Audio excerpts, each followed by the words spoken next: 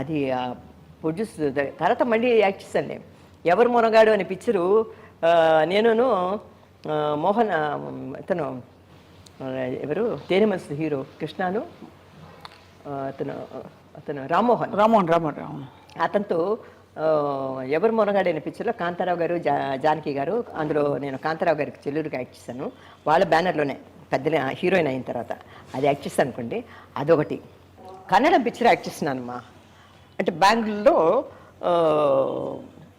అది Jubilee hills Nandi హిల్స్కి వెళ్ళే దీంట్లో కొన్ని షార్ట్స్నే నేను డ్రైవ్ చేయాలన్నమాట. అందులో ఆ పిక్చర్లో నేను చాలా రిచ్ గేడు. ఆ కన్నడ పిక్చర్లో ఒక రేస్కి వెళ్ళి బాగా డబ్బులు గిడ్లు అంతా డబ్బులు ఒక బాక్స్లో పెట్టుకొని వస్తున్నప్పుడు రౌడీలు కొంతమంది చూస్తారనమాట.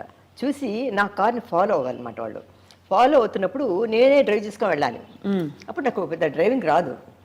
నేనేం చేస్తాను అంటే కార్ డ్రైవింగ్ చేసుకుంటూ కొద్దిగా పిక్చర్ కానీ నేర్చుకున్నాను. అది ఒక ట్యాంక్ బండ్ లాగా ఒక హైట్లో ఉంది, అక్కడంతా వాటర్ ఉంది, అక్కడ ఒక రో ఇలాగా కరువు చేసి ఇలా వెళ్ళాలన్నమాట. సరే డ్రైవ్ చేస్తూ అక్కడ బోర్డు అది ఉందన్నమాట. అక్కడ చాలా రిస్క్ డేంజరు స్లోగా వెళ్ళండి అని. ఆ కరువు ఇలాగ వస్తుంది అనమాట. ఎర్లీ మార్నింగ్ పెట్టారు షూటింగ్. నేను డ్రైవ్ చేస్తూ ఉంటే నేను స్లోగా వెళ్ళాను. కెమెరా ఎక్కడో లాంగ్లో పెట్టారనమాట, జూమ్ పెట్టారు. వాళ్ళు అన్నారు స్లోగా వెళ్తే కట్ అనేసి, అమ్మ లేదమ్మా కొంచెం స్పీడ్గా వెళ్ళాలి నువ్వు, ఎందుకంటే రౌడీలు వచ్చి నిన్ను ఫాలో అవుతున్నారు, నువ్వు స్పీడ్గా వెళ్ళాలి, నువ్వు కార్ డ్రైవ్ చేయాలన్నారు. స్పీడ్గా రా అన్నాను. సరేలే మార్నింగ్ కదా ఎవరు వస్తారు ఎవరుంటారు అనేసి చక్కగా డ్రైవ్ చేసుకొని చక్కగా కరువు చేసుకొని నేరుగా వెళ్ళాను. వెళ్తుండేసరికి ఒక పొద్దున్న వాడు ఎవరు పోలీసులు వెళ్ళేసి ఏమీ పెట్టలేదు, లాంగ్లో ఎక్కడో పెట్టుకున్నారు కెమెరా. ఒక లారీ వస్తుందన్నమాట. లారీని చూసేసరికి నాకు బ్రేకు క్లచ్ అది అవ్వట్లేదు కదా, నాకు డ్రైవింగ్ షాక్ అయిపోయి ఇటు పక్క లెఫ్ట్లో తిప్పుదామంటే ఒక ఎద్దుల బండి వస్తుందన్నమాట. అమ్మ బాబు ఇటు పక్క లారీ ఇటు పక్క ఎద్దుల బండి అని చెప్పేసి ఇంకేం చేయలేక స్పీడ్గా లెఫ్ట్లో తిప్పిస్తాను. అక్కడ ఒక దెమ్మ ఉందన్నమాట, పెద్ద రాయి కింద వాటర్ ఉందన్నమాట. ఈ కారు పోయి దెబ్బని దానికి తగిలి గాజు పెంకులన్నీ రాలిపోయి నేను అలా పడిపోయాను అనమాట. పడిపోయి నువ్వు ముక్కులోంచి రక్తం, రిప్స్ దగ్గర దెబ్బ, అలాగా పడిపోయి ఉన్నాను. కెమెరామెన్ డైరెక్టర్ అంతా రాజశ్రీ క్లోజ్ అనుకున్నారు. అనుకొని పరిగెత్తుకుంటూ వచ్చారు. వచ్చేసరికి నా అవస్థ ఫ్రంట్ గ్లాస్ అంతా విరిగిపోయింది, పెంకులు ఒళ్ళంతా పెంకులు. మెల్లిగా డోరు ఇదైపోయింది అనమాట. స్టీరింగ్ వచ్చి బాగా ఇక్కడికి రిప్స్కి తగులుకుందనమాట. బయటికి లాగి తీస్తే అని ఉంటాం. అప్పుడు గబుని డాక్టర్ దగ్గర తీసుకొని పోయి నన్ను మళ్ళీ అదేమిటంటే ఆ పిక్చరు డేట్ ఇచ్చేసారు, రిలీజింగ్ డేట్ ఇచ్చేసారు అనమాట. ఇది అయిన తర్వాత నంది హిల్స్ వెళ్ళి అక్కడ ఒక సాంగ్ నాకు హీరోకి, హీరో వచ్చి నన్ను టీచ్ చేస్తుంటే నేను అటు ఇటు చూస్తూ వెళ్ళాలన్నమాట. అప్పుడు ఈ యాక్సిడెంట్ అయ్యింది కదా, డాక్టర్ దగ్గర తీసుకు మా అక్క ఏంటి మేకప్లో ఉంది, మళ్ళీ నెక్స్ట్ అక్కడికి వెళ్ళాలి కదా, డ్రెస్ చేంజ్కి వాటికి అన్ని నగలు గిగులు అన్నీ రెడీ చేసి పెట్టుకుంటుంది అనమాట. మా సిస్టర్ రాలే, 2-3 షార్ట్లే కదా, ఇది అయిపోయిన తర్వాత మనం నంది హిల్స్ సాంగ్ ఉంది కదా, పిక్చర్ వెళ్ళి ఇంకా 2-3 సీన్లు ఉంటే ఫినిష్ చేసి వెళ్ళిపోవచ్చని. అప్పుడు అంతా దులుపుకొని ఏదో మందులు గిందులు ఇచ్చాడు, ఆ ముక్కు అంతా ఇచ్చేసిన తర్వాత రూమ్కి వెళితే ఒక స్మెల్ వస్తుంది కదా మెడిసిన్. మా అక్కని ఏంటి మందు వాసన వస్తుంది అంటే మెడిసిన్స్ ఇది ఏం లేదు చిన్న యాక్సిడెంట్ అంటే అయ్యో ఏంటి అనేసరికి 1972 అది, మా అమ్మ చచ్చిపోక ముందు అనమాట. అదే ఇంకా చెప్పలేదు అప్పుడు ఫోన్లో, అది చెప్తే మా అమ్మ కంగారు పడిపోతుందని చెప్పలేదు. అది అయిన తర్వాత కొద్దిగా రెస్ట్ తీసుకొని అమ్మ నంది హిల్స్లో షూటింగ్ అది అన్నారు. అంటే సరే అని అప్పుడు కొద్ది వయసు ఉంది, చిన్నపిల్లలు కనుక హుషారు కనుక ఫ్రెష్ అప్ అయిపోయి అక్కడికి వెళ్ళి ఆ షూటింగ్ నడుస్తుంటే ఈ రిప్స్ ఒత్తుకుపోయిందేమో, పెయిన్ అనమాట, రెండు అతుక్కు రిప్స్. అప్పుడు నేనేం చేశాను అంటే ఒక హ్యాండ్ బ్యాగ్ ఒకటి ఉంది తగిలించుకొని నేను కోపంగా ఇలా వెళ్ళిపోవాలన్నమాట. హీరో వెనకతల పాట పాడుతుంటాడు, ఆ హ్యాండ్ బ్యాగ్ ఇక్కడ పెట్టుకొని నొక్కొని చెయ్యి ఇలా పెట్టలేం కదా. అప్పుడు నడుస్తూ వర్క్ చేస్తాను. ఆ సాంగ్ అయిపోయిందంట. వాళ్ళు కొద్దిగా మేనేజ్ చేసి ఇటు నుంచి అటు నుంచి కెమెరాలు పెట్టి తెలుసు కదా మన దీంతవరకు తీసి క్లోజప్లో అవి తీసి ఫినిష్ చేశారు. అదంతా అయిపోయింది. అయిపోయిన తర్వాత ఆ పిక్చర్లో నేను చచ్చిపోతాను అనమాట. హీరోయిన్ చచ్చిపోతుంది. చచ్చిపోయిన తర్వాత ఈ హీరో ఏం చేస్తా అంటే ఈ డెడ్ బాడీని తీసి ఏదో ఒక నదిలో పడేస్తాడు అనమాట, పడేయాలి. అది సీను. బెడ్లో పడుకొని ఉంటాను. పడుకుంటే తీసి తన షోల్డర్లో వేసుకొని మెట్లు దిగి కార్ డిక్కీలో పెట్టాలన్నమాట. అప్పుడు ఏం చేశాడంటే అతను వేసుకున్నాడు, భుజాన్ని వేసుకున్నాడు. కరెక్ట్గా రిబ్స్ వాడి షోల్డర్లో పడింది. శ్రీనాథ్ అని కన్నడ హీరో. నాకు నేను చచ్చిపోయిన సీన్ నాది, డెడ్ బాడీ. మాట్లాడకూడదు, అనకూడదు, అనకూడదు, ఇలా ఇలా వేలాడిపోయి ఉండాలి. నేను అంటున్నాను, అయ్యో అయ్యో అని నాకు తట్టుకోలేకపోయాను అనమాట. తర్వాత మెట్టు దిగుతున్నప్పుడు ఆ జర్క్ వస్తుంది కదా, అప్పుడు రిబ్స్ బాగా పెయిన్ అయిపోయింది అనమాట.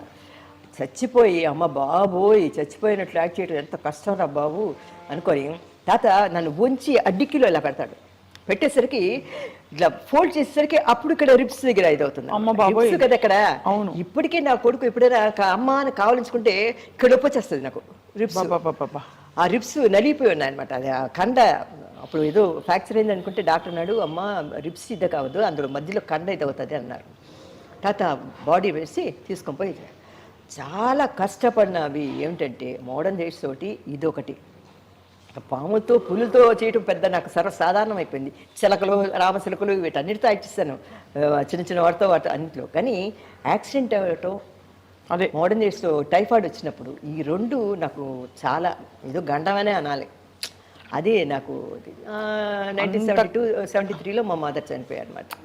అంటే హీరోయిన్లు చాలా గొప్ప జీవితం, హాయిగా ఉంటుంది, బోల్డ్ డబ్బులు, బోల్డ్ మంచి మంచి డ్రెస్సులు అనుకుంటారు. ఇంత కష్టం ఉంటుందని తెలిస్తే అంటే అమ్మా డ్రెస్సులు చూడటానికి అందంగా ఉంటుంది, కానీ ఆ కిరీటాలు ఇవన్నీ ఆ ముళ్ళ కిరీటం లాగా ఉంటుంది. ఆ పిన్నులు గిన్నెలు గుచ్చేసి అది తీసేసరికి అబాడి ఉంటుంది ప్రాణం. ఆ కిరీటాలు అన్నీ తీసేసరికి ఎందుకు మన రామారావు గారు షూటింగ్కి వచ్చారంటే, నేను రామారావు గారు వచ్చి గోపాలుడు భూపాలుడు అనే పిక్చర్లో ఆయన ఒక సాంగ్ పెట్టారు. ఇటు రాబోయే గొల్ల గోపన్న అని ఒక సాంగ్ ఉంటుంది నాకు రామారావు గారికి. ఆయన కృష్ణుడు, నేనేమో సత్యభా రాధా. ఆ కిరీటం పెట్టుకున్నారంటే ఆయన రామారావు గారు తీరమ్మ పొద్దున్న మేకప్ వచ్చి సెట్లో కూర్చున్నారంటే ఇలా కూర్చుంటారు అంతే, ఇలా కళ్ళు మూసుకొని ఒక నిద్ర ఒక కురుకు తీసేస్తారనమాట. తీసిన తర్వాత రెడీ షార్ట్ రెడీ ఇలా వచ్చేస్తారు.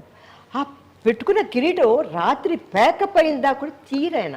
అబ్బా అదేమిటో అంత అయినా ఆయన కిరీటం ఒకరోజు ఎవరు లేకుండా ఆ కిరీటం కొద్దిగా పట్టుకొని చూద్దామని చూస్తే అమ్మో మొయ్యలేకపోయాం అనమాట మేము. అంత బరువు ఆయన జ్యువెలరీ కానీ కిరీటం కానీ ఎంత బరువు అంటే అంత బరువు అనమాట. ఆయన ఒక కచ్చితం చేస్తాడు, అది కూడా చాలా బరువు అనమాట. బరువుతో అబ్బా మహానుభావుడు అనిపించింది. ఆ నగలు ఆ కిరీటాలు పెట్టుకొని. కానీ ఒకటే వాళ్ళ దగ్గర డిసిప్లిన్ ఇవన్నీ నేర్చుకోమంటే రామారావు గారు, నాగేశ్వరరావు గారు టైం అంటే టైం ఫాలో అయ్యేవారు.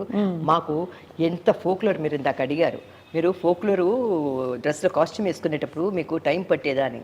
టైం పట్టినా కూడా షార్ట్లో ఆ రోజు షూటింగ్లో వచ్చి రామారావు గారు ఉన్నారు అంటే ఆయన 9 o'clock అంటే కరెక్ట్గా 9కి ముందే వచ్చి కూర్చుంటారు. ఆయనకంటే ముందు మనం వెళ్ళి కూర్చోవాలి. అవును.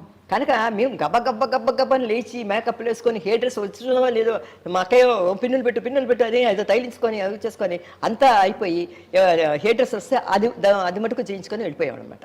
అలాగా మేము ఆయన 9 o'clock అంటే మేము 8:30కి వెళ్ళిపోయి కూర్చునేవాళ్ళం. టైమింగ్స్ అవి చాలా కష్టం మా ఆయన. అయ్యే బాబోయ్. అంత డైలాగులు కూడా ఆయనతో చెప్పేటప్పుడు మనం ప్రిపేర్ అవుతాం. కానీ ఒకటి వాళ్ళతో అంత పెద్ద మహానుభావులు యాక్ట్ చేసేటప్పుడు మనకి షార్ట్లోకి వెళ్ళినప్పుడు మనకి జంకు బొంకు ఉండదు, ఎందుకంటే ఆ క్యారెక్టర్లో లీనమైపోతాం అనమాట.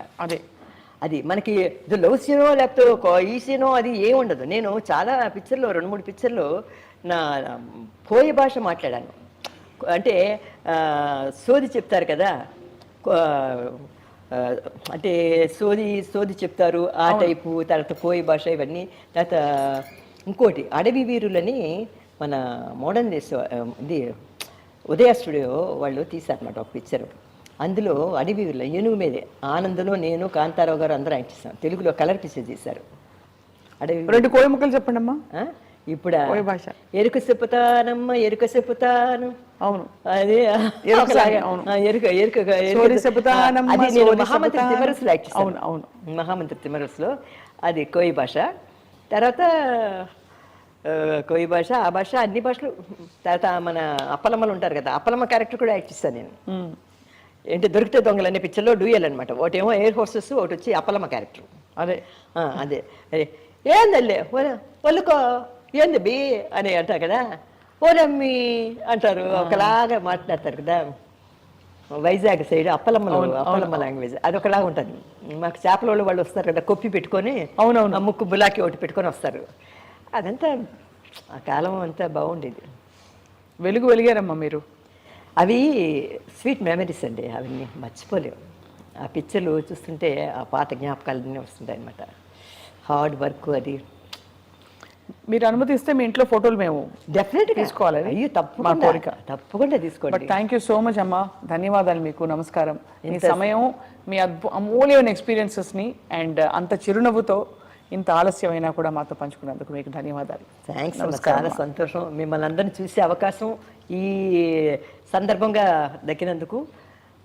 ఆడియన్స్ కూడా మమ్మల్ని చూసి ఇప్పుడు దాకా మమ్మల్ని మెచ్చుకుంటున్న మా ఫ్యాన్స్, అభిమానులు, అంటే ఇంత వయసు వచ్చినా కూడా మమ్మల్ని చూసి పలానా వాళ్ళు ఉన్నారు, ఇంకా బతికే ఉన్నారని అనుకుంటూ వాళ్ళు మమ్మల్ని చూసి ఆనందిస్తున్నారు కదా, మా ఏజ్ గ్రూప్ వాళ్ళందరికీ కూడా నా నమస్కారాలు.